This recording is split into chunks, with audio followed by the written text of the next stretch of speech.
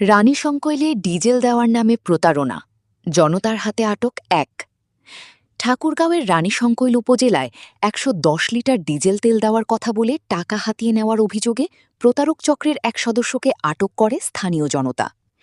জানা গেছে, উপজেলার মিরডাঙ্গি বাজারের ব্যবসায়ী নাজিম উদ্দিনের কাছে ১১০ লিটার ডিজেল তেল সরবরাহের কথা বলে ঠাকুরগাঁও সদর উপজেলার ফাড়াবাড়ি এলাকার রিপন নামের এক ব্যক্তি ১০,৫০০ টাকা গ্রহণ করেন। পরে তেল ভর্তি বলে দাবি করা জারকিনে ডিজেলের পরিবর্তে পানি রয়েছে বলে সন্দেহ দেখা দেয়।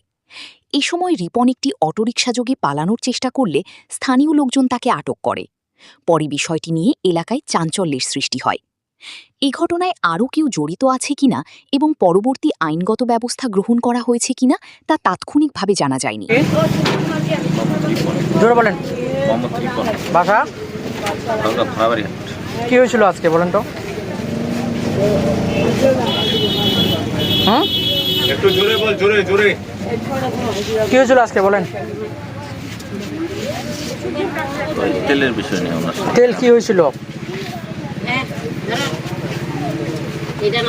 টাকা নিচ্ছে। কত টাকা? ১০,৫০০। পরে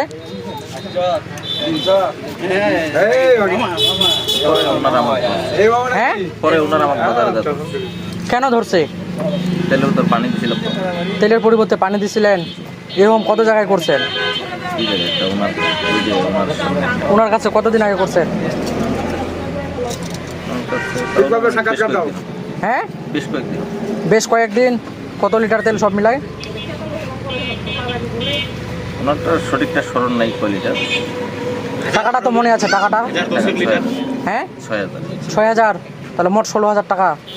এরকম কত জায়গায় করছেন? শুধু কি ৬০,০০০ হয়, ৬০,০০০ প্লাস হয়।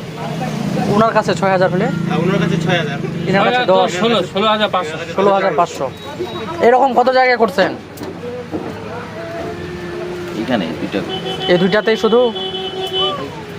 হ্যাঁ, এটাই কি আপনার ব্যবসা নাকি?